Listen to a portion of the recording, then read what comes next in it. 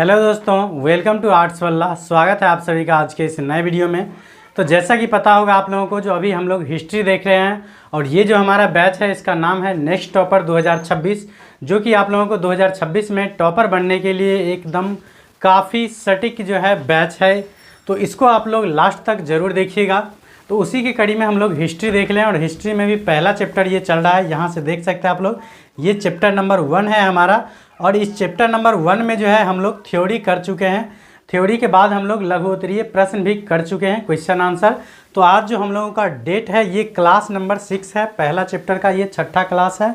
इसमें हम लोग देखने वाले हैं दीर्घ उत्तरीय प्रश्न। ठीक है, इसमें जितना भी दीर्घ उत्तरीय प्रश्न होगा महत्वपूर्ण, उस सभी को हम लोग आज करने वाले हैं। ठीक है, तो आप लोगों से गुजारिश रहेगा जो आप लोग वीडियो के अंत तक जरूर देखिएगा। वीडियो थोड़ा सा लंबा जरूर हो सकता है, लेकिन आप लोगों के लिए काफ़ी महत्वपूर्ण सेशन है, समझ गए। तो मैं एक बार फिर से चर्चा कर देता हूं आप लोगों को, जो हम लोग इस क्लास को जो है किस प्रकार से पढ़ रहे हैं, ठीक है ना, ताकि एक बार फिर से रिवाइज हो जाए। हम लोग पहले जो है इस चैप्टर का जो है थ्योरी पढ़ते हैं, ठीक है ना। सबसे पहले हम लोग पढ़ते हैं थ्योरी, मतलब उस चैप्टर का जो मेन कॉन्सेप्टुअल चीज़ होता है उसको हम लोग पहले पढ़ते हैं थ्योरी। थ्योरी कंप्लीट होने के बाद हम लोग लघु उत्तरीय प्रश्न देखते हैं, जो कि इससे पहले की क्लास में मैं देख चुका हूं। उसके बाद हम लोग देखते हैं दीर्घ उत्तरीय प्रश्न। ठीक है, तो दीर्घ उत्तरीय प्रश्न आज हमारा कंप्लीट हो जाएगा। उसके बाद हम लोग देखने वाले हैं ऑब्जेक्टिव बूस्टर। ठीक है ना, ये ऑब्जेक्टिव बूस्टर है जो कि हमारे लिए सबसे यूनिक है, और मेरे हिसाब से जो है आप लोगों को कहीं भी नहीं मिलने वाला है। ऑब्जेक्टिव बूस्टर जो है प्रत्येक चैप्टर का है, जिसमें लगभग 100 प्लस ऑब्जेक्टिव जो है एक चैप्टर से कवर किया गया है, मैक्सिमम जितना बन जाए। ठीक है, उसके बाद लास्ट में हम लोग ऑब्जेक्टिव सेशन करने वाले हैं। ये करेंगे हम लोग लाइव आकर के ऑब्जेक्टिव डिस्कशन। तो इस प्रकार से ये मेरा स्ट्रेटजी रहेगा प्रत्येक सब्जेक्ट को और प्रत्येक चैप्टर वाइज। ठीक है, तो चलिए हम लोग देखते हैं आज दीर्घ उत्तरीय प्रश्न। ठीक है, उससे पहले एक ज़रूरी सूचना है, अगर आप लोगों को इस क्लास का PDF चाहिए, चाहे हमारे चैनल के माध्यम से जो भी क्लास करवाया जाता है उस सभी का अगर आप लोगों को PDF चाहिए, तो आप लोग, ये हमारा आर्ट्स वल्ला का ऑफिशियल टेलीग्राम चैनल है, इस पर आप लोग ज्वाइन हो जाइएगा। प्रत्येक क्लास का PDF बिल्कुल फ्री में मिल जाएगा। ठीक है, चलिए, तो दीर्घ उत्तरीय प्रश्न के अंतर्गत जो पहला हमारा प्रश्न है ये काफ़ी VV है। ठीक है ना, हालांकि यहाँ 4 क्वेश्चन मात्र दीर्घ उत्तरीय प्रश्न लिया गया है पहला चैप्टर से। उम्मीद करते हैं अगर आप लोग जो इस प्रकार से पढ़ लीजिएगा तो जितना भी क्वेश्चन वहाँ पूछा जाएगा A to Z क्लास का रहेगा। नहीं रहे तो फिर मुझे बताइएगा। ठीक है, तो पहला क्वेश्चन है, जो हड़प्पा सभ्यता के पतन के कारणों पर प्रकाश डालिए। मतलब हड़प्पा सभ्यता के पतन के क्या कारण थे। तो बोला जा रहा है, जो हड़प्पा सभ्यता के प्राचीन साक्ष्यों से पता चलता है कि अपने अस्तित्व के अंतिम चरण में यह सभ्यता पतनोन्मुख रही। मतलब हड़प्पा सभ्यता के पुरातात्विक स्रोत से या साक्ष्यों से जो पता चलता है, जो ये जो सभ्यता थी वो लास्ट टाइम में क्या थी, तो पतनोन्मुख थी, मतलब पतन की ओर थी। बोला जा रहा है ईसा पूर्व 2वीं शताब्दी के मध्य तक यह सभ्यता पूर्णतः विलुप्त हो गई। मतलब ईसा पूर्व 2वीं शताब्दी के अंत तक जो है यह सभ्यता, मतलब हड़प्पा सभ्यता जो है पूर्णतः विलुप्त हो गई। उसके बाद हड़प्पा सभ्यता के पतन को लेकर सभी विद्वानों में एक मत नहीं है।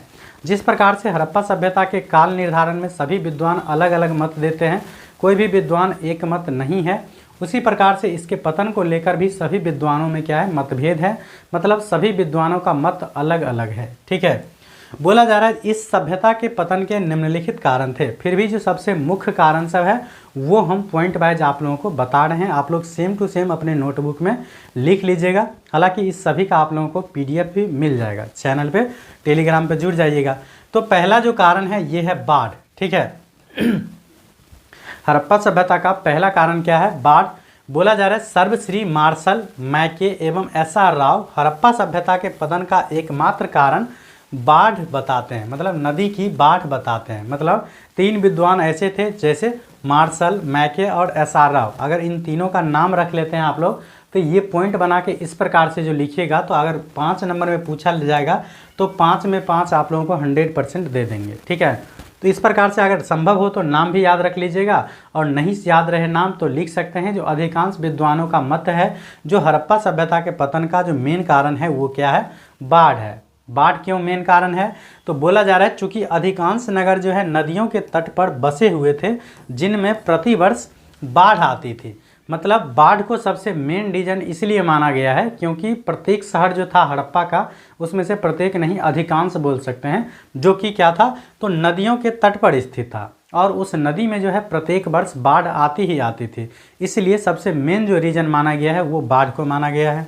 उसके बाद मोहनजोदड़ो एवं हड़प्पा की खुदाई से पता चलता है कि इनका अनेक बार पुनर्निर्माण हुआ है। मतलब मोहनजोदड़ो और हड़प्पा की खुदाई से पता चलता है इनका क्या हुआ है, तो कई बार पुनर्निर्माण हुआ है, मतलब फिर से निर्माण हुआ है। इसका मतलब बाढ़ में दह जाता होगा तो फिर से क्या होता है, फिर से उसका निर्माण किया जाता होगा। जैसे हम लोग के बिहार में देख रहे हैं जो प्रति वर्ष बाढ़ का मतलब आना फिक्स है, लेकिन फिर भी कोई नेता जो है इसके लिए मतलब परमानेंट सोल्यूशन नहीं ढूंढते हैं, ठीक है ना। उसी प्रकार से हड़प्पा सभ्यता का जो सबसे मेन कारण था वो बाढ़ था। उसके बाद नेक्स्ट बोला जा रहा है जो बाह्य आक्रमण, मतलब अगर सिर्फ और सिर्फ हम लोग 100% बोलेंगे जो बाढ़ ही कारण था, तो ऐसे शहर जो कि नदियों के किनारे स्थित नहीं था उसका पतन आखिर कैसे हुआ, ठीक है ना। तो इसी सब के डॉट को लेकर के जो है और अन्य कारण भी दिया गया है, तो उसमें सबसे मेन जो है बाढ़ को कारण माना गया है, लेकिन बाकी सब भी कारण महत्वपूर्ण है। दूसरा दिया गया जैसे बाह्य आक्रमण, तो बोला जा रहा है मार्टिन व्हीलर मतलब मार्टिमर व्हीलर, उसके बाद गार्डन चाइल्ड एवं पीगट आदि विद्वानों ने बाढ़ा आक्रमण को पतन का कारण माना है। मतलब 3 विद्वान जैसे मार्टिन व्हीलर हो गए, गार्डन चाइल्ड, पीगट महोदय आदि, ये ऐसे विद्वान थे जिन्होंने बाढ़ा आक्रमण को जो है हड़प्पा सभ्यता का पतन का कारण माना है। बोला जा रहा है जो पूरा तात्विक साक्ष्यों से संकेत मिलता है कि मोहनजोदड़ो को लूटा गया है, वह वहाँ के लोगों की हत्या की गई। मतलब पूरा तात्विक साक्ष्य से कुछ पता चलता है जो मोहनजोदड़ो को क्या किया गया था, लूटा गया था, और वहाँ के जो लोग थे उसको क्या किया गया था, मार दिया गया था, मतलब हत्या कर दिया गया था। उसके बाद व्हीलर के अनुसार 1500 ईसा पूर्व आर्यों ने आक्रमण कर हड़प्पा सभ्यता के नगरों को ध्वस्त किया एवं वहाँ के लोगों को मार दिया। मतलब व्हीलर महोदय के अनुसार क्या है, तो 1500 ईसा पूर्व में जो है आर्यों ने हड़प्पा सभ्यता पर आक्रमण किया था और हड़प्पा सभ्यता के नगरों को क्या कर दिया, ध्वस्त कर दिया, और वहाँ के जो लोगों था उसको क्या कर दिया, तो मार दिया या हत्या कर दिया। तो इस प्रकार से बाढ़ा आक्रमण भी क्या है, तो हड़प्पा सभ्यता के पतन का एक मुख्य कारण है। उसके बाद तीसरा जो कारण बताया जा रहा है, ये बताया जा रहा है जलवायु परिवर्तन।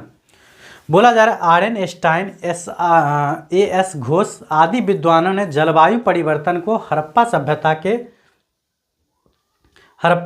के मतलब क्या माना है, तो पतन का कारण माना है। बोल रहा है जलवायु परिवर्तन के अंतर्गत जैसे बोलेंगे सूखा पड़ना, कृषि और सभ्यता के पतन का कारण माना है। ये क्वेश्चन हालांकि टाइपिंग हो गया उल्टा पुल्टा, ठीक है ना, तो A4 साइज में हम देंगे तो आप उसे मैनेज कर लीजिएगा।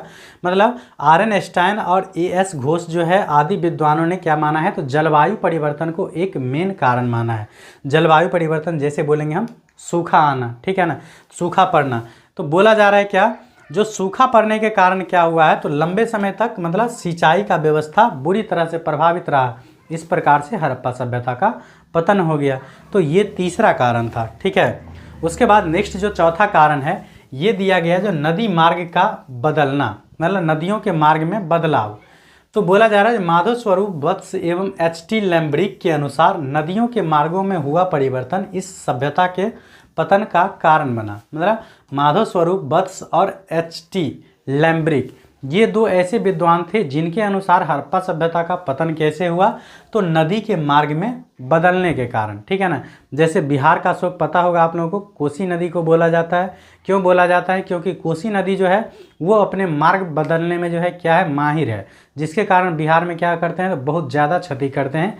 इसीलिए कोसी नदी को जिस प्रकार से बिहार का शोक कहा जाता है, उसी प्रकार से माधव स्वरूप वत्स और H.T. लैम्ब्रिक जो है ये नदी के मार्गों में परिवर्तन को हड़प्पा सभ्यता का कारण माना है, मतलब पतन का।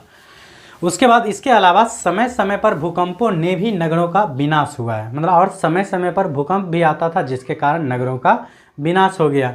उसके बाद बोला जा रहा है उपरयुक्त वर्णित सभी कारणों को देखते हुए बीबी लाल का यह कथन काफ़ी उपयुक्त प्रतीत होता है कि जलवायु परिवर्तन, प्रदूषित वातावरण तथा व्यापार में आई भारी गिरावट के फलस्वरूप हड़प्पा सभ्यता की समृद्धि समाप्त हो गई तथा नगरीकरण का अंत हो गया। मतलब ऊपर जो हम चारों कारण देखे हैं उससे स्पष्ट यह होता है, मतलब वो उपयुक्त कारणों को देखते हुए बीवी लाल घोष एक इतिहासकार थे जिन्होंने क्या कहा है, तो जलवायु परिवर्तन, प्रदूषित वातावरण तथा व्यापार में आई भारी गिरावट के फलस्वरूप हड़प्पा सभ्यता का क्या हुआ, समृद्धि समाप्त हो गई और नगरीकरण का क्या हो गया, अंत हो गया। ठीक है, तो इस प्रकार से ये थे हड़प्पा सभ्यता के पतन के मुख्य कारण। ठीक है, उसके बाद दूसरा जो सबसे मेन VVI क्वेश्चन है दूसरा, इसका नाम है जो हड़प्पा सभ्यता की नगर नियोजन प्रणाली की सविस्तार विवेचना कीजिए। मतलब हड़प्पा सभ्यता के नगर नियोजन व्यवस्था पर क्या करना है, विस्तार से चर्चा करना है। तो ये भी काफ़ी महत्वपूर्ण क्वेश्चन है, तो इसे भी आप लोग सेम टू सेम अपने नोटबुक में लिख लीजिएगा। हालांकि PDF भी आप लोगों को तैयार मिल जाएगा, लेकिन फिर भी आप लोगों को नोटबुक में रखना है ताकि आप लोगों को समय समय पर उसे रिवाइज कर लीजिएगा। तो बोला जा रहा है जो हड़प्पा सभ्यता की सर्व प्रमुख विशेषता इसका नगर नियोजन है। मतलब हड़प्पा सभ्यता का जो सबसे मेन विशेषता है ये क्या है, तो इसके नगर नियोजन है।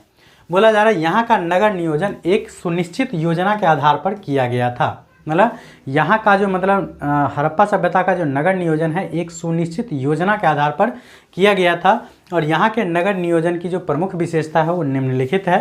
पहला पॉइंट जैसे हम लोग देखेंगे सड़क व्यवस्था। मतलब हड़प्पा सभ्यता का सड़क व्यवस्था किस प्रकार से था, तो याद रखिएगा मोहनजोदड़ो की एक प्रमुख विशेषता उसकी समतल एवं चौड़ी सड़कें थी। मतलब हड़प्पा सभ्यता का जो शहर है मोहनजोदड़ो, उसकी मेन विशेषता क्या है, तो समतल और चौड़ी सड़कें थी। बोला जा रहा है जो यहाँ की मुख्य सड़क 9.15 मीटर चौड़ी थी। लगभग इसको आप लोग फीट में बदलिएगा तो कम से कम 30+ फीट आ जाएगा। तो 30+ फीट चौड़ाई सोच सकते हैं, अभी जो हमारा जैसे NH टाइप का होता था ना, उस प्रकार से हो जाएगा। तो बोला जा रहा है यहाँ की जो मुख्य सड़क है उसकी चौड़ाई 9.15 मीटर थी, जिसे पुराविदों ने राजपथ कहा है। तो यहाँ का जो सबसे बहुत चौड़ा सड़क मिला है जो 9.15 मीटर चौड़ी थी, उसको इतिहासकार ने क्या नाम दिया है, तो उसको नाम दिया है राजपथ। जैसे अभी वर्तमान में बात कीजिएगा तो हम लोगों के देश या राज्य में जो सबसे चौड़ी सड़क है उसका नाम हम लोग बोलते हैं NH, मतलब नेशनल हाईवे। ठीक है ना, उसके बाद आता है SH, मतलब स्टेट हाईवे। तो उसी प्रकार से हड़प्पा सभ्यता में जो सबसे चौड़ी सड़क मिली थी जो 9.15 मीटर चौड़ी थी लगभग, उसको इतिहासकार ने क्या नाम दिया, तो उसका इतिहासकार ने नाम दिया राजपथ। बोल रहा है अन्य सड़कों की चौड़ाई जो है 2.75 से लेकर के 3.6 मीटर तक की थी। मतलब मेन जो सड़क थी उसकी चौड़ाई 9.15 मीटर थी और बाकी जो अन्य छोटे छोटे सड़क होता था उसकी चौड़ाई लगभग समझ लीजिए 3.25 से लेकर के 4.25 मीटर तक की होती थी। उसके बाद बोला जा रहा है जो जाल पद्धति के आधार पर नगर नियोजन होने के कारण सड़कें एक दूसरे को समकोण पर काटती थी। जाल नियोजन के आधार पर क्या हुआ था, तो सड़क का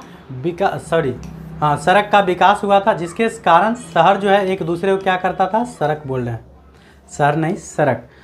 एक दूसरे को क्या करता था, समकोण पे काटता था। मतलब 90 डिग्री पे कैसे काटेगा, तो जब दोनों सड़क एक दूसरे का एकदम पूरा सीधा जाएगा तब जाके क्या होगा, तो वो 90 डिग्री पे या समकोण पे काटेगा। इसका मतलब बोल सकते हैं हम जो यहाँ की जो सड़कें थी वो बिल्कुल सीधी थी। ठीक है ना। उसके बाद बोला जा रहा है जिसे नगर कई खंडों में विभक्त हो गया था। मतलब ये सड़क जो है एक दूसरे को समकोण पर काटती थी, जिसके कारण शहर जो है कई खंडों में विभक्त हो गया था और इस पद्धति को जो है ऑक्सफोर्ड सर्कस का नाम दिया गया। मतलब जिस पद्धति के आधार पर यहाँ का सड़क का विकास किया गया था उसका नाम क्या दिया गया, तो ऑक्सफोर्ड सर्कस पद्धति। और सड़कें मिट्टी की बनी थी एवं इसकी सफाई की समुचित व्यवस्था थी। और यहाँ की जो सड़क थी वो मिट्टी की बनी थी और एकदम समुचित सफाई की व्यवस्था भी थी। ठीक है, चलिए उसके बाद यहाँ के शहरीकरण का जो दूसरा मेन पॉइंट है ये है जल निकास प्रणाली। तो हड़प्पा सभ्यता के जल निकास प्रणाली किस प्रकार की थी, तो बोला जा रहा है हड़प्पा सभ्यता के नगर नियोजन की एक और प्रमुख विशेषता यहाँ की प्रभावशाली जल निकास प्रणाली थी। मतलब हड़प्पा सभ्यता के नगर नियोजन का दूसरा जो सबसे मेन विशेषता है ये है यहाँ की जल निकास प्रणाली। मतलब नाला का निर्माण या गंदे जल का या शहर से जो है जल निकास प्रणाली किस प्रकार थी वो बोला जा रहा है। यहाँ के अधिकांश भवनों में निजी कुएं व स्नानागार होते थे।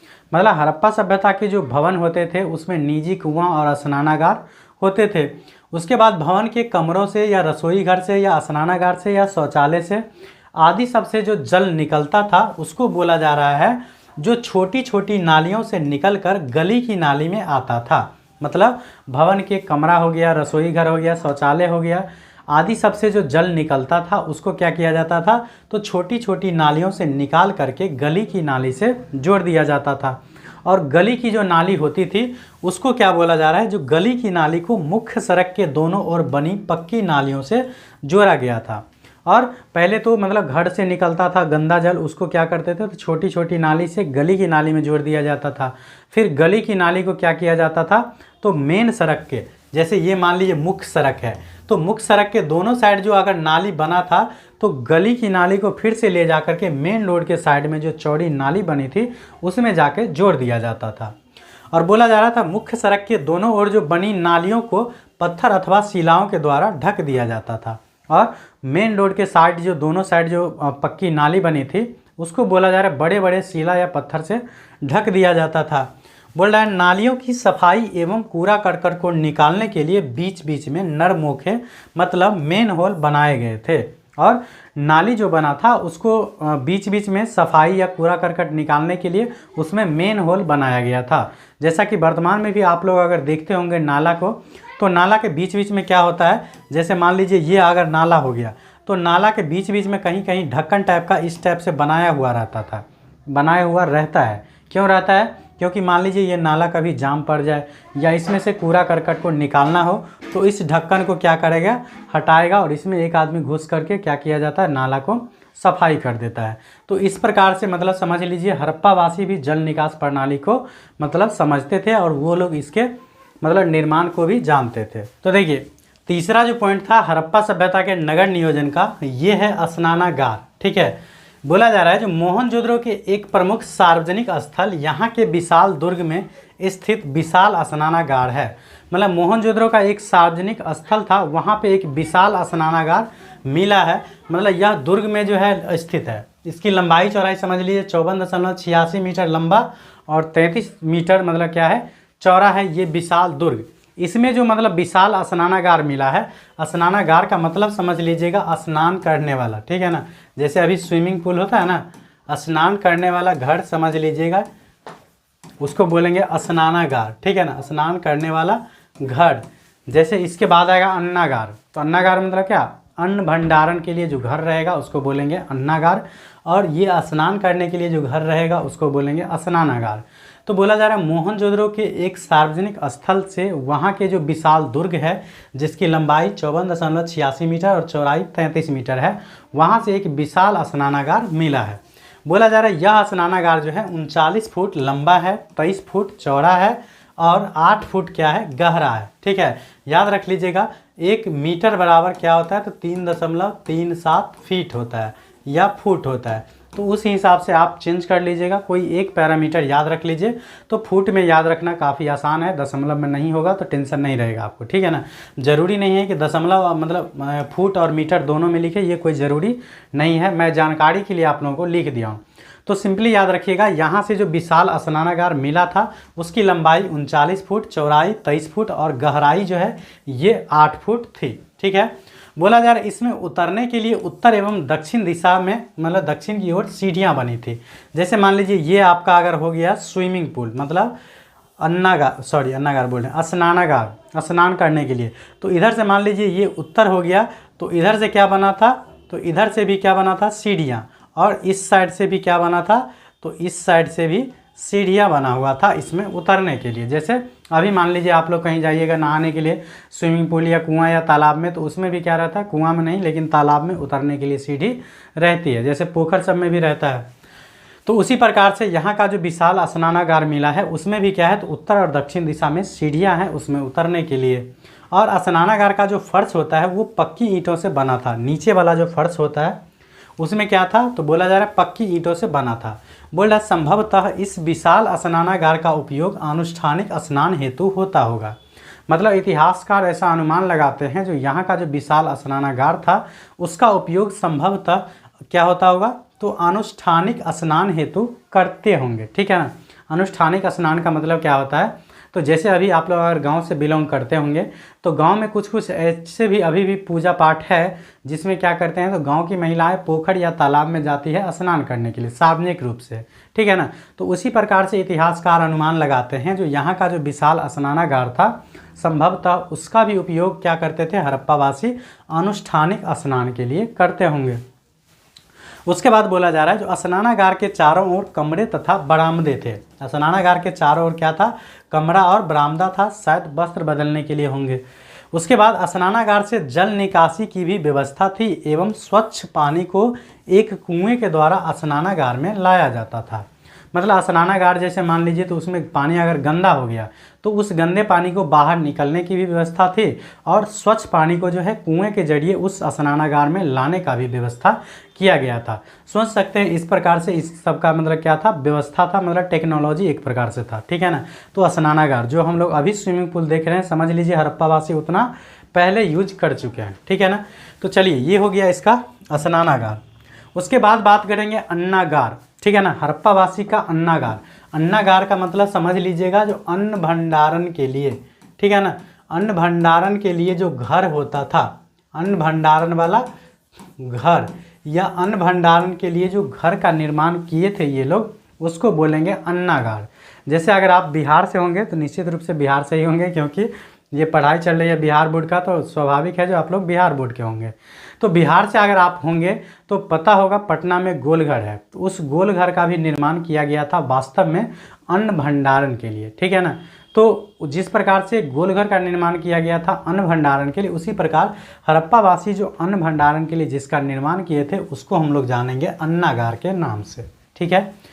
तो बोला जा रहा है जो मोहनजोदड़ो में ही 45.72 मीटर लंबा एवं 22.86 मीटर चौड़ा एक क्या मिला है, तो अन्नागार मिला है, मतलब अन्न भंडारण वाला घर। बोला हड़प्पा के दुर्ग में भी क्या है, तो 12 धान्य कोठार खोजे गए हैं। ये दो कतारों में 6-6 की संख्या में है। मतलब हड़प्पा के जो विशाल दुर्ग है वहाँ पे भी 12 धान्य कोठार खोजे गए हैं। ये बोला जा रहा है 6-6 की संख्या में 2 कतार में है। जैसे मान लीजिए एक यहाँ है अन्नागार, एक यहाँ, तो दूसरा इस प्रकार से लाइन में है, ठीक है ना, 6-6 की लाइन में, ठीक है। 6-6 की संख्या में 2 कतार में यहाँ पे अन्नागार खोजा गया है। कहाँ पे, तो याद रखिएगा हड़प्पा के दुर्ग में। उसके बाद बोला जा रहा है जो ये धान्य कोठार ईंटों के बने चबूतरों पर है एवं प्रत्येक का आकार 15.23 मीटर गुने 6 मीटर है। मतलब ये जो धान्य कोठार 12 जो धान्य कोठार खोजे गए हैं ये सभी ईंटे के बने चबूतरे पर है। इस प्रकार से जो चबूतरा बना रहता है ना ईंटे का, पक्की ईंट का, उस पर ये धान्य कोठार स्थित है। और प्रत्येक की लंबाई समझ लीजिए 15.23 मीटर और चौड़ाई कितनी थी, तो लगभग 6 मीटर मान सकते हैं। उसके बाद अन्नागार में हवा जाने की व्यवस्था थी। अन्नागार का सुदृढ़ आकार प्रकार, हवा आने जाने की व्यवस्था तथा इसमें अन्न भरने की क्षमता निस्संदेह उच्च कोटि की थी। मतलब अन्नागार में जो है हवा जाने की व्यवस्था थी ताकि अन्न जो है वो सड़े नहीं।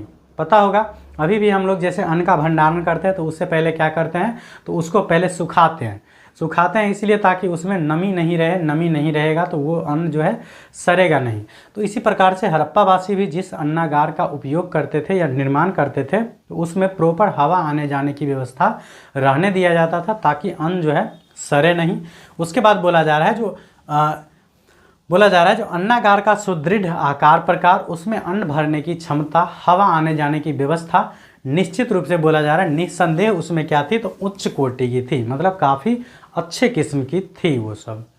उसके बाद नेक्स्ट जो पॉइंट है ये है ईंटें। इस प्रकार से अगर आप लोग पॉइंट बाय पॉइंट एक्सप्लेन कर दीजिएगा तो 5 में 5 जो है खुश होकर देख देंगे, मतलब दे देंगे चेक करने वाले, ठीक है। तो प्रयास कीजिएगा इसी प्रकार से आप लोग कॉपी में लिख लिया और 2 से 4 बार रिपीट करके उसको पढ़ना है ताकि एक एक बात जो है आप लोग समझ जाए। उसके बाद है ईंटें। तो बोला जा रहा है हड़प्पा सभ्यता के नगरों में पकाई गई ईंटों का प्रयोग भी यहाँ के नगर नियोजन की एक अद्भुत विशेषता है। मतलब बोला जा रहा है जो हड़प्पा सभ्यता के नगर नियोजन का जो एक मेन विशेषता है वो ये भी है कि यहाँ के सभ्यता में जो है पकाई गई ईंट का प्रयोग किया जाता था। उसके बाद बोला जा रहा है जो ईंटें कैसा होता था, चतुर्भुजाकार होती थी। जिस प्रकार से अभी हम लोग ईंट प्रयोग करते हैं ये भी क्या है, चतुर्भुजाकार टाइप से है।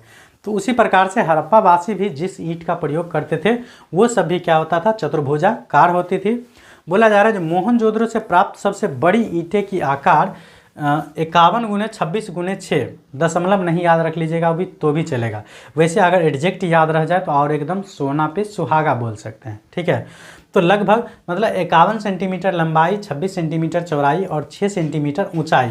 जैसे अभी भी हम लोग जिस ईंट का प्रयोग करते हैं मान लीजिए, तो ये इस प्रकार से कुछ बना होता था, ठीक है ना। एक ईंट मैं बनाने का प्रयास करता हूँ, देखिएगा आप लोग।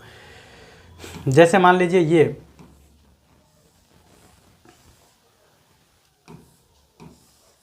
ये अगर ईंट हो गया मान लीजिए इस प्रकार से, तो ये ईंट में क्या समझ सकते हैं, जो ये इसकी लंबाई हो जाएगी, ये इसकी चौड़ाई हो जाएगी, ठीक है, और ये ऐसा वाला जो है ये ऊंचाई हो जाएगी।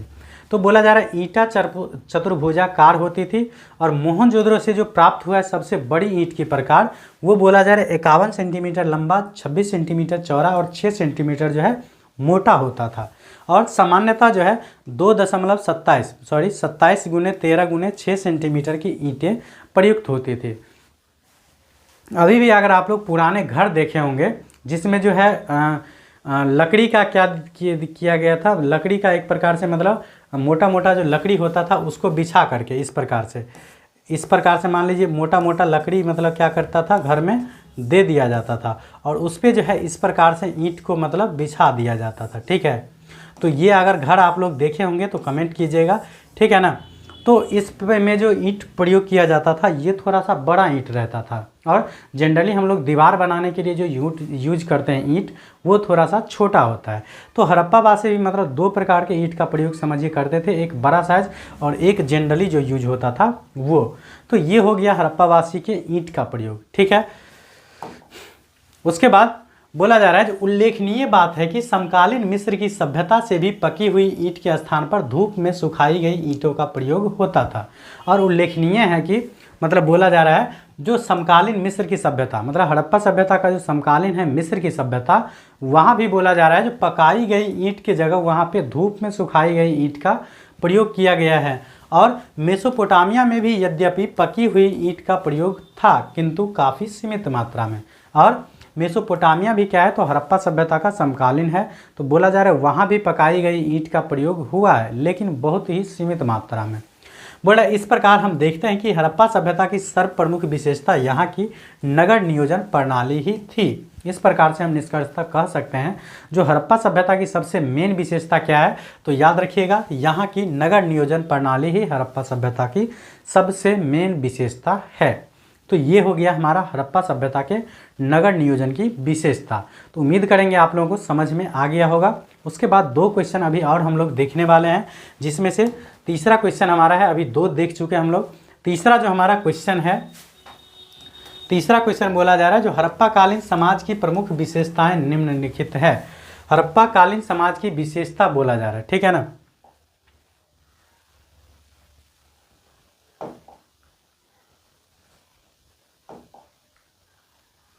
चलिए, तो हड़प्पा कालीन समाज की सामाजिक विशेषता हम लोग देखने वाले हैं। पहले जानेंगे सामाजिक विशेषता और दूसरा जानेंगे हम लोग धार्मिक, ठीक है ना। तो ये क्वेश्चन है तीसरा नंबर जो हड़प्पा कालीन समाज की प्रमुख विशेषता या एक प्रकार से हम बोलेंगे सामाजिक विशेषता। यहाँ पे थोड़ा मिस्टेक हो गया, याद रखिएगा ये है सामाजिक विशेषता, ठीक है। क्या है तो ये है, ये बोलेंगे सामाजिक विशेषता, ठीक है ना। इसको हम लोग बोलेंगे सामाजिक विशेषता, ठीक है। पूछा जाएगा जो हड़प्पा कालीन समाज के सामाजिक विशेषता क्या थी, तो याद रखिएगा हम इसको पॉइंट वाइज देख रहे हैं। कुछ पॉइंट मतलब 8-10 पॉइंट है जो हड़प्पा कालीन समाज के सामाजिक विशेषता है। तो इसी प्रकार से आप लोग पॉइंट वाइज लिख दीजिएगा जो हड़प्पा कालीन समाज के निम्नलिखित विशेषता है या इस प्रकार है। पहला बात बोलेंगे जो हड़प्पा सभ्यता के लोग जो है क्या थे तो शाकाहारी तथा मांसाहारी दोनों प्रकार के भोजन करते थे। मतलब हड़प्पा वासी जो थे वो शाकाहारी और मांसाहारी दोनों प्रकार के भोजन करते थे। शाकाहारी उसको बोलेंगे जो मतलब मीट मांस नहीं खाता है और मांसाहारी उसको बोलेंगे जो मीट मांस खाता है। तो शाकाहारी और मांसाहारी दोनों थे हड़प्पा वासी। दूसरा बोला जा रहा है जो खुदाइयों से प्राप्त सुइयों के अवशेष संकेत देते हैं कि ये लोग सिले वस्त्र पहनते थे। और खुदाई के बाद जो यहाँ से सुई प्राप्त हुआ है, इससे पता चलता है या इतिहासकार अनुमान लगाते हैं कि यहाँ के वासी जो है शायद सिले हुए वस्त्र पहनते थे। तीसरा बोला जा रहा है जो केश विन्यास प्रचलित था, स्त्रियां जूरा बांधती थी तथा पुरुष लंबे लंबे बाल तथा दाढ़ी मूछ रखते थे। तो बोला जा रहा है केश विन्यास प्रचलित थी, महिलाएं जो है जूरा बांधती थी, जैसे बोलते हैं पीछे जो लटका हुआ रहता है टिकी टाइप का, उस प्रकार से महिला क्या करती थी, तो जूरा बांधती थी। और पुरुष क्या करते थे, तो बोल रहे हैं जो लंबे लंबे बाल एवं दाढ़ी मूछ रखते थे, जैसा कि वर्तमान में आप लोगों को लुक दिखता होगा कहीं कहीं, मतलब जो लड़कियों टाइप से मतलब बाल अब लड़का भी रखने रहे। तो वो सब केश विन्यास समझ लीजिए हड़प्पा वासी के टाइम में भी क्या था, प्रचलित था। ठीक है, मतलब वो लोग भी काफ़ी स्मार्ट दिखते होंगे।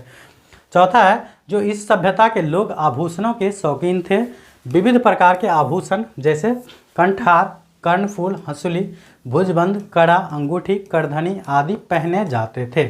मतलब इस सभ्यता के लोग जो है आभूषणों के शौकीन थे। आभूषण का मतलब होता है जेवर, तो जेवर के शौकीन विशेषतः महिलाएं होती है, लेकिन हड़प्पावासी भी काफ़ी इंटरेस्टेड थी, मतलब काफ़ी ज़्यादा आभूषण के शौकीन थे। बोला जा रहा है यहाँ का जो प्रमुख मतलब क्या था, एक प्रकार से बोल सकते हैं क्या आभूषण, तो ये है कंठहार, कर्णफूल, जैसे कंठहार मतलब गला में पहनते हैं, कर्णफूल मतलब कान में, हंसुली भी बोलते हैं गला में, भुजबंद मतलब बड़ा मतलब सॉरी गट्टा में बोल सकते हैं, ये करधनी मतलब आप लोग कमेंट कीजिएगा ये कहाँ पहना जाता है।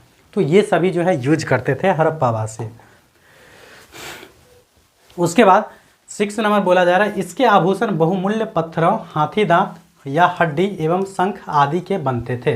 मतलब हड़प्पा कालीन जो मतलब आभूषण बनते थे वो जनरली पत्थर के या हाथी दांत के या हड्डी या शंख के बने होते थे। ठीक है ना, अभी के टाइम वाला सोना चांदी नहीं चलता था, ये पत्थर, हाथी दांत, हड्डी यही सबसे बनाया करते थे।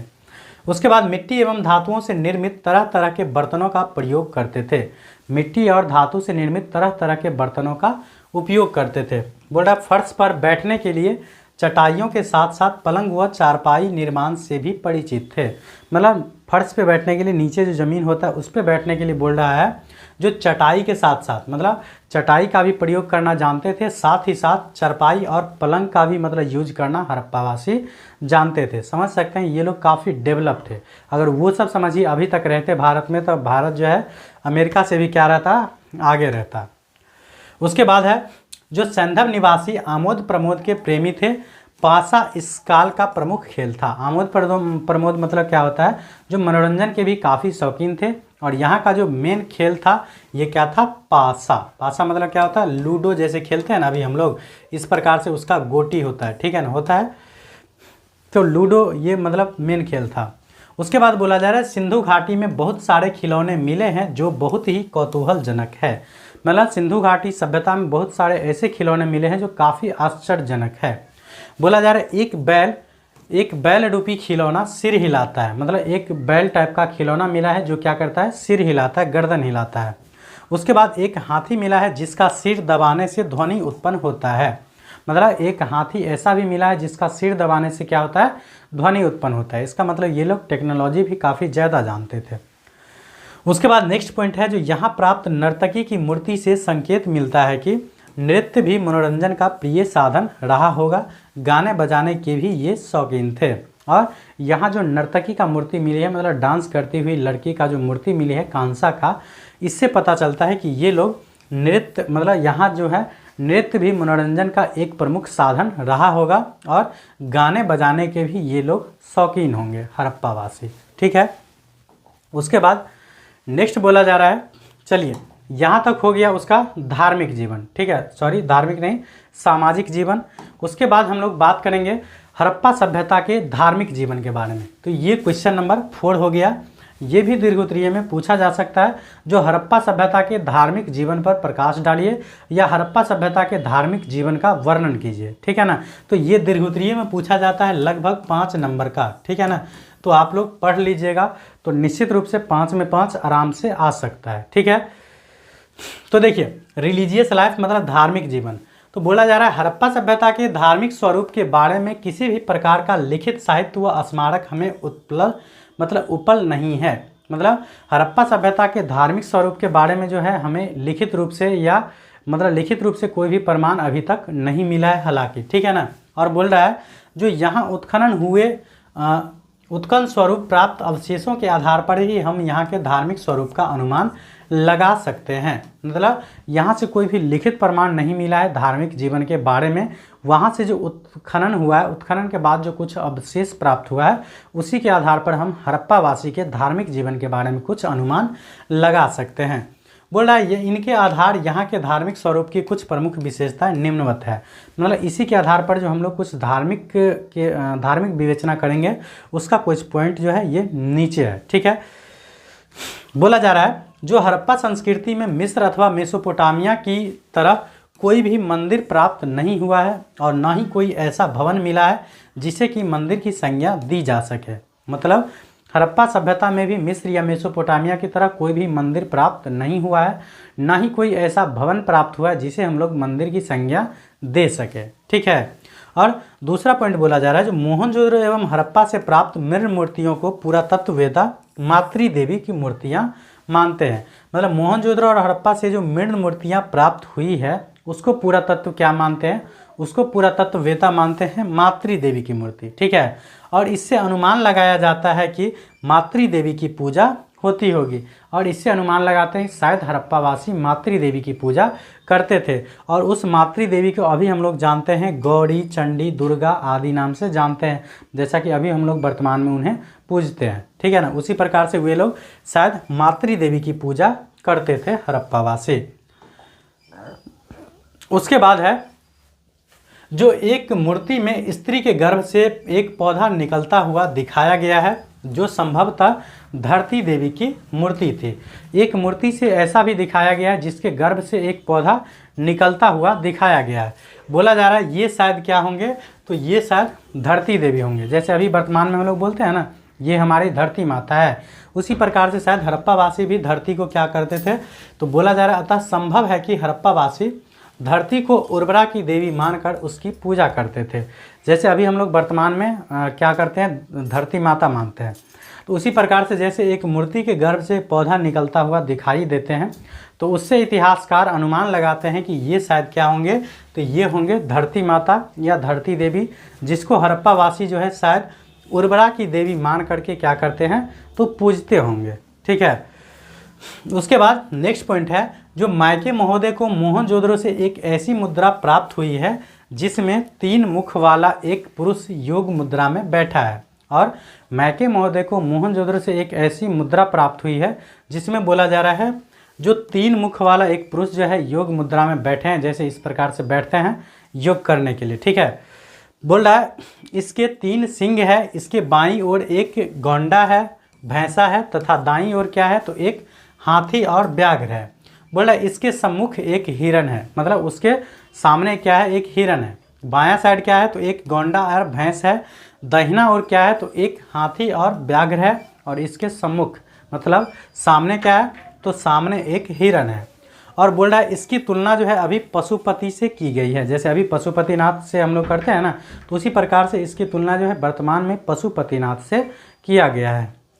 उसके बाद नेक्स्ट पॉइंट है जो हड़प्पा सभ्यता से बहुसंख्या में प्राप्त पत्थर अथवा मिट्टी से बने लिंग योनि की प्राप्ति लिंग पूजा के संकेत देते हैं। और हड़प्पा सभ्यता से जो बहुत अधिक संख्या में पत्थर या मिट्टी की जो बनी लिंग योनि प्राप्त हुए हैं, इससे इतिहासकार अनुमान लगाते हैं कि ये लोग शायद लिंग पूजा करते होंगे। ठीक है ना, जैसे वर्तमान में कामाख्या माता मंदिर है, वो भी शायद लिंग पूजा ही है। ठीक है ना, जैसे हम लोग शिव भगवान की पूजा करते हैं तो शिवलिंग पर जल चढ़ाते हैं ना, तो वो सब भी एक प्रकार का लिंग की पूजा बोल सकते हैं हम। उसके बाद नेक्स्ट है जो ये लोग वृक्ष विशेषतः पीपल की पूजा करते थे, क्योंकि मोहनजोदड़ो से प्राप्त एक मुद्रा पर क्या बोला जा रहा है, जो 9 जुड़वा उस पर जुड़वा पशुओं के शीर्ष पर 9 पीपल की टहनियाँ दिखाई गई है। बोला जा रहा है ये लोग मतलब हड़प्पावासी जो है संभवतः वृक्ष की पूजा करते थे, और वृक्ष में भी विशेषतः पीपल की पूजा करते थे। ऐसा क्यों, क्योंकि बोला जा रहा है जो यहाँ से प्राप्त एक मुद्रा में जो है जुड़वा पशुओं के सिर पे 9 जो है पीपल की टहनियाँ दिखाई गई है। इससे इतिहासकार अनुमान लगाते हैं कि ये लोग शायद पीपल वृक्ष की पूजा करते थे। उसके बाद नेक्स्ट जो पॉइंट है ये बोला जा रहा है जो कुबल वाला बैल विशेष पूजनीय था। हड़प्पावासी जो है कुबर वाले बैल को विशेष पूजनीय मानते थे। उसके बाद नाग पूजा के भी संकेत मिले हैं। कहाँ से? हड़प्पा सभ्यता से। हड़प्पा सभ्यता से जो है नाग पूजा के भी संकेत मिले हैं। उसके बाद बड़ी संख्या में प्राप्त तावीज संकेत देते हैं कि ये लोग तंत्र मंत्र में भी विश्वास करते थे, और बहुत ज़्यादा संख्या में जो तावीज मिले हैं, जंतर जिसको बोलते हैं, तो उस मतलब तावीज जो है बहुत ज़्यादा संख्या में मिला है। इससे इतिहासकार अनुमान लगाते हैं कि ये लोग शायद तंत्र मंत्र में भी विश्वास करते होंगे। उसके बाद मोहनजोदड़ो में वामवर्ती एवं दक्षिणावर्ती दोनों ही प्रकार के स्वास्तिक पर्याप्त संख्या में मिले हैं। स्वास्तिक शायद इसको बोलते हैं, आप लोग कमेंट कीजिएगा क्या यही है स्वास्तिक, ठीक है ना। इस प्रकार से क्या था? स्वास्तिक था, ठीक है ना। तो ये बोला जा रहा है वामवर्ती एवं दक्षिणवर्ती दोनों प्रकार के पर्याप्त मतलब क्या मिले हैं? तो दोनों पर्याप्त संख्या में मतलब स्वास्तिक मिले। जैसे ये इसको हम लोग दहिना साइड मुड़ाए हैं तो ये दक्षिणवर्ती हो जाएगा, ये हो जाएंगे स्वास्तिक, ठीक है। बोला जा रहा है स्वास्तिक का संबंध सूर्य पूजा से हो सकता है, और ये जो स्वास्तिक अधिक संख्या में मिला है इससे अनुमान लगा सकते हैं जो ये लोग शायद सूर्य पूजा करते होंगे। उसके बाद कालीबंगान एवं लोथल से ईंटों की बनी देवी मिली है, सॉरी देवी नहीं वेदी मिली है, जो अग्नि पूजा का साक्ष्य है। मतलब कालीबंगा और लोथल से क्या मिला? एक वेदी मिला है। वेदी आप लोग अगर गांव से बिलोंग करते होंगे तो निश्चित रूप से जानते होंगे। तो वेदी मिला है जो कि क्या है? तो ये है अग्नि पूजा का साक्ष्य। इसका मतलब हम समझ सकते हैं जो हड़प्पा वासी शायद अग्नि पूजा भी करते थे। उसके बाद कालीबंगा से एक हवन कुंड भी मिला है जो यज्ञ का भी साक्ष्य प्राप्त हुआ है। मतलब कालीबंगान से हवन कुंड के भी और यज्ञ के भी साक्ष्य प्राप्त हुए हैं। तो ये हमारा हो गया हड़प्पा सभ्यता के धार्मिक जीवन के बारे में। तो मैंने मात्र 4 क्वेश्चन लिया है इस चैप्टर से दीर्घ उत्तरीय प्रश्न के लिए, जो कि पर्याप्त है। 4 से 5वां क्वेश्चन नहीं पढ़ना है आप लोगों को। तो इस प्रकार से आज ये वीडियो आप लोगों को कंप्लीट हो जाएगा, दीर्घ उत्तरीय प्रश्न। इसके बाद हम लोग नेक्स्ट जो वीडियो आएगा ये आ जाएगा आप लोगों को ऑब्जेक्टिव बूस्टर का, ठीक है ना। ये आ जाएगा ऑब्जेक्टिव बूस्टर का। तो ऑब्जेक्टिव बूस्टर जो है ये आप लोगों के लिए काफ़ी महत्वपूर्ण वीडियो होगा, क्योंकि अभी के टाइम में जो वर्तमान में एग्ज़ाम का कंडीशन है, कंडीशन बोल सकते हैं एक प्रकार से पैटर्न है, जिसमें 50% ऑब्जेक्टिव का योगदान दिया गया है। तो ऑब्जेक्टिव पे काफ़ी विशेष ध्यान देना है, हालांकि सब्जेक्टिव को भी नहीं छोड़ना है। तो मैंने आप लोगों को ऑब्जेक्टिव और सब्जेक्टिव दोनों साथ साथ लेके चल रहा हूँ, ताकि आने वाला जो एग्ज़ाम होगा उसमें एक भी प्रश्न ऐसा नहीं रहे जिसे आप न जानते हो। तो इस प्रकार से आप लोग पढ़ लीजिएगा, तो मुझे भरोसा है आप लोगों को एक भी क्वेश्चन नहीं छूटेगा। तो चलिए मिलते हैं नेक्स्ट ऑब्जेक्टिव बूस्टर वाली क्लास में। तब तक के लिए बाय। अगर वीडियो पसंद आए तो लाइक कमेंट जरूर कर दिया कीजिए, और आप लोगों का दायित्व है जो आप लोग इसे 12th वाले स्टूडेंट्स के पास शेयर जरूर कर दीजिएगा, ठीक है। मिलते हैं नेक्स्ट वीडियो में, तब तक के लिए बाय।